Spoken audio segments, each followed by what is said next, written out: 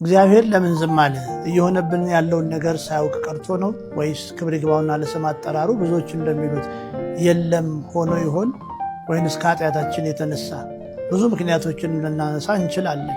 ከኛ የሚፈልገው መማለጃ ጉቦ እጅ መንሻ ኖሮ ነው ወይስ ሌላ የተለየ ምክንያት? በአንተ ስለሚተማመን ነው። እግዚአብሔር በችግሮቹ ውስጥ ዝም የሚልህ በአንተ በጣም ስለሚተማመን፣ ጎበዝ ነህ ብሎ ስለሚያምን፣ ማድረግ ይችላል ብሎ ስለሚያምን፣ በስሜ መቀየር ይችላል ብሎ ስለሚያምን፣ መጸለይ ይችላል ብሎ ስለሚያምን፣ እግዚአብሔር ድርሻ አለው፣ አንተ ድርሻ እንዳለህም ያከብራል። እግዚአብሔር ያንተን ድርሻ እሱ አይወጣም። ለዚህ እግዚአብሔር ላንተ ካለው ከበሬታ የተነሳ አንተ ጋር ያለው አቅም፣ አውቶሪቲ፣ ነገርን መቀየር፣ በአፍ ቃል ማፍረስ፣ መትከል፣ መንቀል፣ መስራት እንደምትችል እግዚአብሔር ስለሚያውቅ ላንተም ይተዋል። ችግሩ ምንድነው? አንዳንድ ጊዜ በእያንዳንዱ ችግር ላይ እግዚኦ ነው የምንለው። እግዚአብሔር ከስር ሆኖ ደግሞ እስቲ አንተው ራስህ ችግሩን ፍታው ይላል። ይተማመንብሃል። እግዚአብሔር አባት ነው እንጂ እናት አይደለም። አያባብል ጭራሽ እግዚአብሔር እናት ባህሪ የለውም። መጽሐፍ ቅዱስ አይደለም። እግዚአብሔር እናት አይደለም። አንድ ቦታ እግዚአብሔር በእናት ተመስሎ አያውቅም። እንዲያውም አንድ ቦታ እናት ትረሳ ይሆናል፣ እኔ ግን አረሳ ማለት እናት ነኝ ግን አላ ጋድ ኢዝ ፋዘር። እናት ሁል ጊዜ ሲርብህ ትሰጥሃለች፣ ስትወድቅ ታነሳለች፣ እንባህን ትጠርግልሃለች፣ ፍቅርን ትሰጥሃለች። አባት እንደሱ አይደለም። እየወደክ እያየ አፍንጫ ከመሬት ጋር እየተጋጨ እያየ ዝም ይላል። ከእናት ያነሰ ስለሚወድ ሳይሆን በገዛ እግሮች ቆመ እንድትሄድ ስለሚፈልግ የእናት አቅፎ መሳምና የአባት በጥፊ ማለት ተመሳሳይ ፍቅር የሚገባ ስታድግ ነው፣ ትልቅ ሰው ስትሆን። በመጽሐፍ ቅዱስ ውስጥ ችግር ሲገጥማቸው እግዚአብሔር በመጀመሪያ ችግሩ ሳይገጥማቸው በፊት አውቶሪቲ የሰጣቸው ሰዎች ነበሩ። ስልጣን፣ በትር፣ አውቶሪቲ። ግን ስልጣኑን፣ በትሩን፣ አውቶሪቲውን ከያዙ በኋላ እግዚአብሔርን የሚሰራ ስም ከያዙ በኋላ ችግሩ ሲመጣ ችግሩ ገዝፎባቸው ወደ እግዚአብሔር የጮሁ ሰዎች እግዚአብሔር ጎበዞች ጸሎታችሁን ሰምቻለሁ አላለም። ይልቁንስ ነቀፋቸው። ከብሉይ ኪዳን አንድ ሰው ማየት እንችላለን። ሁሌ ማነሳው ሙሴ ባህር ዝም ብሎ ከፊቱ አልመጣም።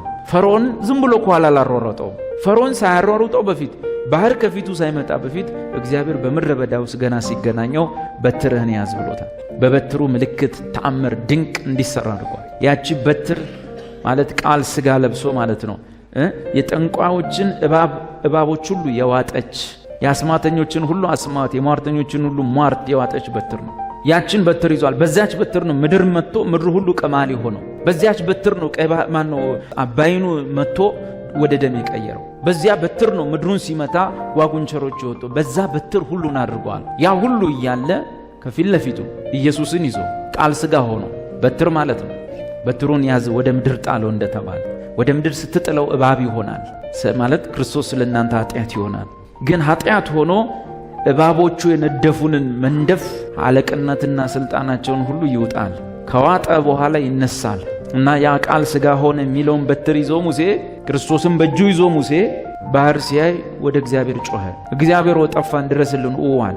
መዝሙር ዘመሩ እስራኤል ሁሉ በንስሐ መዝሙር ነው። ፈርዖን ከኋላ ቀይ ባህር ከፊቴ የሚለው ሙሴ ታላቅ ነቢ ነው፣ ትሁት ነቢ ነው። በእርግጥ ከሙሴ ትሕትና የኢየሱስ ትሕትና ይበልጣል። አንዳንድ ሰው ክብራችን ከሙሴ ይበልጣል ስንል በክርስቶስ ሆነን ስናወራ ማለት ክርስቶስ ሙሴን ይበልጠዋል ስንል ማለት እናንተ ከሙሴ በክብር እንበልጣለን ትላላችሁ። መጀመሪያ እንደ ሙሴ ትሁት መሆን ያስፈልጋል። መጽሐፍ ቅዱስ ግን እኔ የዋህ በልቤ ትሁት ነኝ ብሎ ስለ ራሱ ያወራው ማን ነው? ኢየሱስ ነው። ስለ ሙሴ እግዚአብሔር ነው የመሰከረለት፣ ራሱ ኢየሱስ ነው የመሰከረ። ሙሴ ወደ እግዚአብሔር ጸለየ። እግዚአብሔር ሆይ ልንጠፋ ነው፣ ድረስልን፣ ፈርዖን መጣ፣ ቀይ ባህር ከፊት ነው፣ አለቀን ብሎ ጸለየ። እግዚአብሔር ምን አለው? ስለምን ትጮህብኛለህ? ለምን ትጸልያለህ አለው። ስለምን ትጮህብኛለህ? ስለዚህ ስልጣን ይዞ ማለት ጸሎት አይደለም። እግዚአብሔር ምን ይላል ማለት ነው? በቃ ትጮህብኝ አለኩ ተበላው፣ በቃ የሁሉ ችግር የሁሉ መከራ እግዚአብሔር ኧረ ወዴት ነህ አሰማም ወይ ምናምን። መጀመሪያ እግዚአብሔር ወዴት ነህ አይባልም። እኛን ነው አዳም ወዴት ነህ ያለው አይደል? እግዚአብሔር ሰው በስፍራ ስለሚወሰን የት ጋር እንዳለ አይታወቅምና ወዴት ነህ ይባላል። እግዚአብሔር ያለው በሁሉ ቦታ፣ እግዚአብሔር ያለው በእኔ ውስጥ፣ እግዚአብሔር ያለው በአንተ ውስጥ፣ በአንተ ውስጥ ያለው እግዚአብሔር ነው። እና ሙሴ ለምን ትጮህብኛለህ እንደተባለ ሁሉ ብዙ ሰው ለምን ትጮህብኛለህ ይባላል ማለት ምን ነው ሲለው በእጅ በትር ይዘህ የለ እንደ ነው። አዎ እና መተዋ ባህሩ ነው እንዲህ አለ። ስንት ቀን ስንት ታምር የሰራበትን ባህር ጋር ሲደርስ፣ ትልቅ ችግር ጋር ሲደርስ ተፈተነ። እምነቱ ተወሰደ፣ ማየቱ ሁሉ ተወሰደበት። ምን እንደያዘ እንኳን ረሳ። ከፊት ከነበሩት ችግሮችና ችግሮቹን ከታለፈባቸው ተአምራት ይልቅ አሁን ያለው ችግር ሲገዝፍ ወዴት አለ እግዚአብሔር? ኧረ ስማናል። ምን ትጮህብኛለህ? ስለዚህ አንዳንድ ገዘፍ ያሉ ችግሮች እግዚአብሔር በሰጠን አቅምና ስልጣን የሚፈቱ ሲሆኑ እግዚአብሔር ላይ ሳይሆን መጮህ ችግሩ ላይ መጮህ ምን ትደነፋለህ ቀይ ባህር ምን ታጓራለህ ፈርዖን በእጄ እኮ ስልጣን አለ እግዚአብሔር ላይ ከመጮህ ችግሩ ላይ መጮህ እግዚአብሔር ያን ጊዜ እምነታችንን ያደንቀዋል እንደዚህ አይነት እምነት በእስራኤል እንኳን አላገኘውም ይላል እግዚአብሔር በጣም ስናምን ይፈራል ብዙ ጊዜ እንደምንጠይቃቸው ይፈራል አይፈራም በጣም ስናምን ይሰጋል እነዚህ ሰዎች በጣም እያመኑኝ ነው ይላል አይልም እና እግዚአብሔርን ደስ ማያሰኘው ምንድነው አለ እምነት እግዚአብሔርን ደስ ማሰኘት አይቻልም አለ እምነት ነው አለ ጸሎት እንደውም ያንዳንዶቻችን ጸሎት አለማመናችንን ነው የሚያሳየው ስለዚህ ከመጸለይ ፊት ማመን ነው የሚቀድመው ሳያምን የሚጸልይ ሰው ከጌታ ዘንድ አንዳች የሚቀበል እንዳይመስለው ተብሎ ተጽፏልና ከጸሎት እምነት ይቀድማል እና ትጮብኛለህ አለው በትሩ መታ ከዛ ውሃው ተከፈለ ሰዎቹ አለፉ ይሄ በብሉይ ኪዳን ነው በአዲስ ኪዳን እነ ጴጥሮስ እናስታውሳለን ችግር መጣባቸው ከተለመደው ችግር የከፋ ምኩራብ አካባቢ ሰው ይገላመጣቸዋል ሰፈር ውስጥ ሰው ይጠላቸዋል ኢየሱስን ስለተከተሉ የሃይማኖት ሰው ይጠላቸዋል ሌላው ይገላመጣቸዋል ከገበሬ ማህበር ከገጠር ስለመጡ ናዝሬትና ገሊላ ዙሪያው ገበሬ ማህበር ነው ገጠር ነው ኢየሱስ ራሱ ገጠሬ ነው የከተማ ልጅ አይደለም የገጠር ልጅ ነው እና የገጠር ልጅ ኢየሱስና የገጠር ጓደኞቹ ከተማ ገቡና ሰው ሁሉ እነዚህ ከገሊላ አይደል የመጡት ምን ይመስላሉ ያላለ እና ይሄን ሁሉ ተቋቁመው በኋላ ግን ያልጠበቁት ነገር ሆነ ከኢየሱስ ጋር በታንኳ በሚሄዱ ሰዓት ላይ ውሃው ደነፋ እየዘለለ መርከብ ውስጥ መግባት ጀመረ ታንኳ ውስጥ ኢየሱስ የታንኳው የታችኛው ክፍል ላይ ትራስ አርጎ ለጥ ብሎ ተኝቷል መጽሐፍ እንደሚል ትራስም አርጎ ተኝቶ ነበር ይላል እና ሐዋርያቱ መጸለይ ጀመሩ ወደ ጌታ መጥተው አይደለ ምን አሉ ተንበርክከው ጌታ ሆይ ስንጠፋ የገድህምን አሉት ችግሩ በጣም ትልቅ ሌላ ቀን ያላሉትን ጸሎት ጸልየዋል ጌታ ሆይ ስንጠፋ የገድህም ወይ ኢየሱስ ምን አለ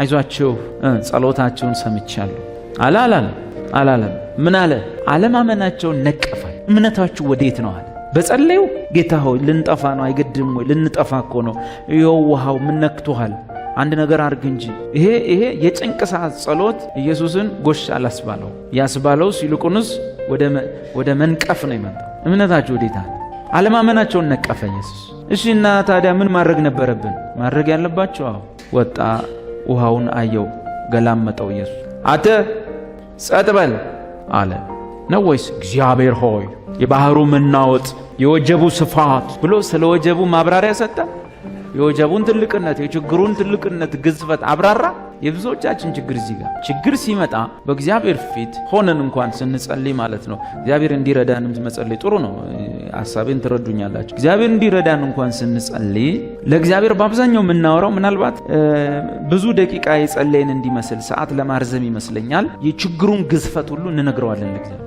ችግሩ ምን ያህል ከባድ እንደሆነ ለኑሮ ከባድ እንደሆነ ለቤተሰብ ከባድ እንደሆነ ወደ ሸንጎ እንደሚያቀርብ በፍርድ እንደሚያስጠይቅ ምናምን እግዚአብሔር የሚያውቀውን ደግሞ የሚነግሩታል ባጭሩ አንዳንድ ሰው እየጸለየ ሳይሆን እግዚአብሔርን እየሰበከ ሚሰብካል ተንበርክኮ እግዚአብሔር ግጥም አድርጎ እግዚአብሔር የሚሰብካል ጥቅስ ሁሉ እየጠቀሰ ማለት ነው ጸሎት በጥቅስ ነው የሚታጀበው እናውቃለን ጥቅስ የሌለው ጸሎት ሲጀመር ጸሎት አይደለም ግን ለስብከት ለመጸለይ ሳይሆን ለመስበክ የሚጠቅሷል የማርዘም ኝኝኝኝ ማለት ጉዳይ ካለማመን የሚመጣ ርዝመት ማለት ነው በመንፈስ ቅዱስ የሚሆን የጸሎት ርዝመት ሳይሆን ካለማመን የሚመጣ ርዝመት የጸሎት ርዝመት ኢየሱስ ካለማመን የሚመጣ አንድ በሃይማኖተኛነት የሚመጣ የጸሎት ርዝመት እንዳለ ነግሮናል ይሄውም አይሁዳውያን ፈሪሳውያን ጻፍቶች የቤተ ክህነት ሰዎች ሁሉ በጸሎት ርዝመት እያመካኙ የመበለቶችን ቤት ይበዘብዛሉ ይላል ይሄ በአንዳንድ ሰዎች ሌላ ሀገር ላይ ይፈጽማል እኛም ከተማ ይፈጽማል እንግዲህ እህቶቻችንን ሴቶቻችንን